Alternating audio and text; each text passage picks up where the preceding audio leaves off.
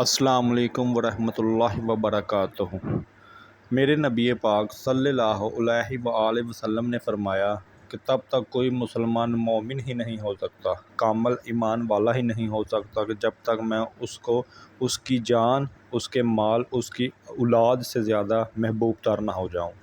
بھائیو، آج امت محمدیہ کا جو اتنا برا حال ہے اور جو پستی میں یہ اور رنج و غم و تکلیف میں گری ہوئی ہے اور اللہ کے عذاب میں گری ہوئی ہے، اس کی سب سے بڑی ایک وجہ یہ بھی ہے کہ امت محمدیہ میں بھائی چارہ ختم ہو گیا ہے۔ اللہ کے نبی نے فرمایا کہ مسلمان کا بھائی ہے۔ اگر ایک مسلمان رنج و غم تکلیف میں ہو تو دوسرے مسلمان کو چاہیے کہ اس کی مدد فرمائے، اس کی مدد کرے۔ تو آج ہر بندہ اپنی ہی تکلیف کو تکلیف سمجھتا ہے، اپنی ہی پریشانی کو پریشانی سمجھتا ہے۔ تو بھائیو، تب تک امت محمدیہ مضبوط نہیں ہو سکتی جب تک ایک مسلمان دوسرے مسلمان کو بھائی نہ سمجھے، دوسرے مسلمان کی تکلیف کو اپنی تکلیف نہ سمجھے۔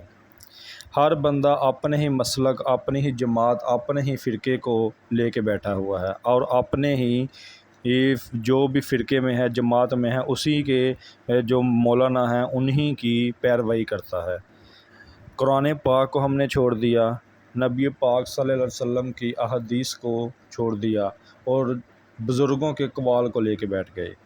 بزرگوں کی باتیں ہمیں ماننی چاہیے، ان کا ادب و احترام کرنا چاہیے، پر اس حد تک کہ جس حد تک ہمیں نبی پاک صلی اللہ علیہ وسلم فرما کے گئے ہیں۔ سب سے پہلے اللہ کی ذات، پھر نبی پاک کی ذات، پھر پانچتن پاک کے گھرانے کی ذات ہے۔ قرآن پاک اور نبی پاک صلی اللہ علیہ وسلم کی حدیث ہی ہمارے لیے کافی ہیں۔ تو ہر بندہ اپنے فرقے، اپنی جماعت سے تھوڑا باہر نکلے۔ اگر بزرگوں کا ادب اور احترام ہی ضروری ہے تو صرف اپنے ہی جماعت اور اپنے ہی فرقوں کی بزرگوں کی کیوں اتنی اہمیت؟ اگر بزرگی ہی دیکھنی ہے تو پھر دوسرے فرقے والے بھی بزرگ ہیں، ان کی بھی بات سننی چاہیے۔ تو اس لیے میرے بھائیوں، یہ فرقہ واریت سے نکل کر ہمیں مسلمان اور مسلم بننا ہوگا۔ ہر مسلمان کو دوسرے مسلمان کو اتنی گنجائش دینی ہوگی کہ اس کو بھی مسلمان سمجھے۔ اگر اس سے ہمیں لاکھ اختلاف ہے، اگر وہ ہمیں کافر بھی کہتا ہے تو ہم بھی اسے کافر کہہ کے خود سے دور کر دیں گے، تو ہر بندہ ایک دوسرے کا دشمن ہی بنے گا۔ تو اگر ہم کسی کو اپنے پاس کرنا چاہتے ہیں تو اس کے لیے تھوڑی ہمیں دل میں گنجائش نکالنی پڑے گی، تو اس کی رہنمائی کریں۔ اگر کسی کو آپ کی نظر کے مطابق اگر دوسرا غلط راہ پہ ہے اور وہ راہ سے ہٹا ہوا ہے تو ہم خاتم النبی کی امتی ہیں، ہم پر یہ ذمہ داری ہے، فرض ہے کہ کافر کو بھی ہم دین اسلام میں داخل کریں، اس کو بھی دین کی دعوت دیں۔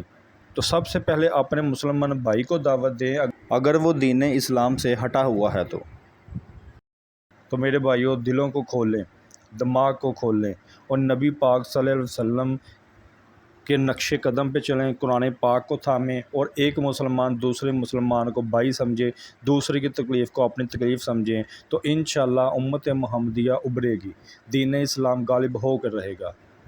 آج فلسطین میں اتنا برا حال ہے، لیکن ہر بندہ اپنی دور، اپنی ہی لگن میں گم ہے، کیونکہ ہر بندے کو اپنی ہی تکلیف نظر آتی ہے۔ کسی دوسرے کی جان بھی نکل جائے تو وہ ایک خبر کی طرح ہم سے اوپر سے گزر جاتی ہے۔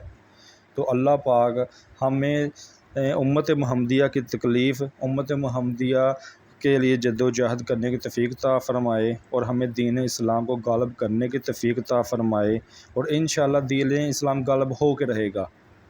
بس ہر بندے کی اپنی کوشش ہو کہ وہ دین اسلام کو غالب ہونے میں اپنا کیا رول ادا کرتا ہے۔ جزاک اللہ خیرہ۔